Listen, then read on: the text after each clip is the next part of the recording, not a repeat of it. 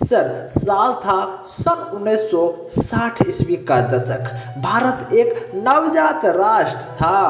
आज़ादी तो मिल चुकी थी, लेकिन पेट भर रोटी आज़ादी के बाद भी सपना था। मिट्टी थी, पानी भी था, मेहनत भी था और किसान भी था, पर फसलें रोती थी जब बारिश दगा दे जाती थी। क्या? मिट्टी थी, पानी थी, मेहनत थी और किसान भी था, पर फसल रोती थी क्योंकि जब बारिश दगा दे जाती थी। दोस्त, हर साल देश में अकाल, सूखा और भूखमरी जैसे हालात हो जाते थे।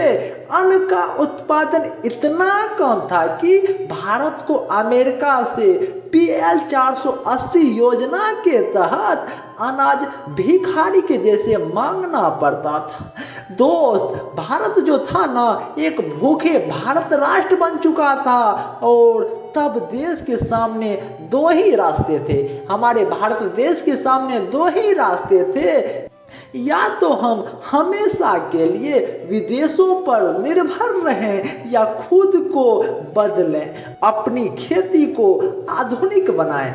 और दोस्त, तब एक आवाज आई, एक नई सोच आई, एक नई कल्पना आई, एक नई युग की शुरुआत हुई। दोस्त, एक नई युग की शुरुआत हुई, हरित क्रांति की शुरुआत आई। दोस्त, अब हम जान लेते हैं कि हरित क्रांति की शुरुआत कैसे हुई। दोस्त, इस क्रांति के जनक माने जाते हैं डॉक्टर MS स्वामीनाथन, जिन्हें father of green revolution in India कहा जाता है। दोस्त, मैं आपको बता दूं कि डॉक्टर MS स्वामीनाथन जी ने अमेरिका के वैज्ञानिक नॉर्मन बोरलॉग के साथ मिलकर एक योजना बनाई। एक ऐसी योजना बनाई कि हम एक ऐसे फसल उपजाएं जो कम पानी में भी ज्यादा उपज दे सके। दोस्त, बीज बदले, सोच भी बदली, अब खेतों की तकदीर भी बदली। हल चला, माटी भी हंसी, किसान की मेहनत ने रंग लाई। क्या? बीज भी बदले, सोच भी बदली, अब खेतों की तकदीर भी बदल गई। हल भी चला, माटी तो हंस गई, किसान की मेहनत ने रंग लाई। और दोस्त, अब हम जान लेते हैं कि हरित क्रांति का ऐसा कौन से कमाल हुआ। दोस्त, मैं आपको बता दूं कि हरित क्रांति में मुख्य रूप से 3 चीजें आई जिनसे कि हमारी फसल की पैदावार बढ़ सकी।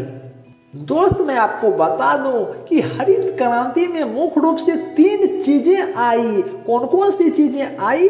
पहली चीजें आई HYV सीड्स, जिसका काम दोस्त हाई यील्डिंग वेराइटी बीज थी जो पैदावार को बढ़ा सकती थी। और सर, दूसरी चीजें क्या आई?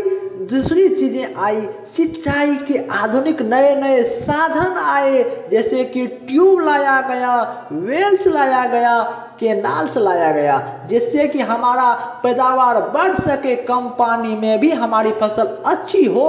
और तीसरी चीजें आई रासायनिक खाद लाए गए, कुछ कीटनाशक यंत्र लाया गया, जिससे कि फर्टिलाइजर एंड पेस्टिसाइड्स लाया गया।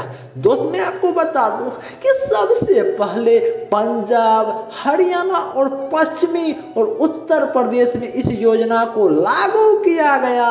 और दोस्त, कहते हैं ना कि वो खेत अब हरे होने लगे, किसाने के हाथ में जादू होने लगे। जब बीज ने अंकुरन की लहर चलाई, तब भारत ने खुद को भूख से आजाद पाई। क्या? वो खेत अब हरे होने लगे, किसान के हाथों में जादू होने लगे। जब बीजों ने अंकुर की लहर चलाई, तब भारत ने खुद को भूखे से आजाद पाई। और दोस्त, हम जान लेते हैं कि अब भारत कैसे खुद पर आत्मनिर्भर भारत बन गए। दोस्त, मैं आपको बता दूं कि कुछ ही सालों में भारत में गेहूं और चावल की उपज 2 गुनी होने लगी। जो सन 1965 ईस्वी में गेहूं का उत्पादन था सिर्फ और सिर्फ 12 मिलियन टन। और दोस्त, सन 1978 ईस्वी में यही गेहूं का उत्पादन बढ़कर हो गया 30 मिलियन टन से अधिक। सोचिए दोस्त, सोचिए। अब हम दोस्त किसी से मांगते नहीं थे भिखारी के जैसे, अब हम अपने खेतों से भगवान की तरह अन्न बरसाते हैं दोस्त। अब हम जान लेते हैं कि हमारे पास ये हरित क्रांति की क्या क्या नई चुनौतियां आई। दोस्त आप जानते होंगे कि हर क्रांति का एक दूसरा पहलू भी होता है दोस्त। हमारी ये हरित क्रांति आने से हमारे को क्या चुनौतियां हुई। पहला चुनौतियां तो यही आई कि हमने ज़्यादा रासायनिक खादों के इस्तेमाल से मिट्टी की उर्वरता को कम होने लगी। और दोस्त केवल हमने गेहूं और चावल पर ही ध्यान देने से दूसरी फसलों को हमने पीछे छोड़ दिया। छोटे छोटे किसान इस तकनीक का लाभ नहीं उठा पाए, इन तकनीकों से दूर रह गए, जिनकी वजह से ये हरित क्रांति ये 3 इफेक्ट हमको डालती है दोस्त। अब मैं दोस्त आपको कुछ सबक और प्रेरणा की बात कह देता हूँ। दोस्त मैं आपको बता दूं कि हरित क्रांति ने भारत को भूखे राष्ट्र से अन्नदाता बनाया। ये सिर्फ दोस्त एक क्रांति नहीं थी, एक सोच थी कि जब देश खुद पर भरोसा करता है ना, तब वह हर मुश्किल को मात दे सकता है।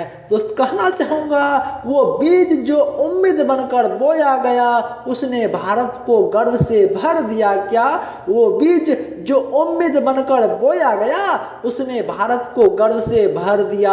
हर खेत हर हल पसीना कहता है। क्या हर खेत हर हल हर पसीना कहता है मैं किसान हूँ और मैं ही देश की जान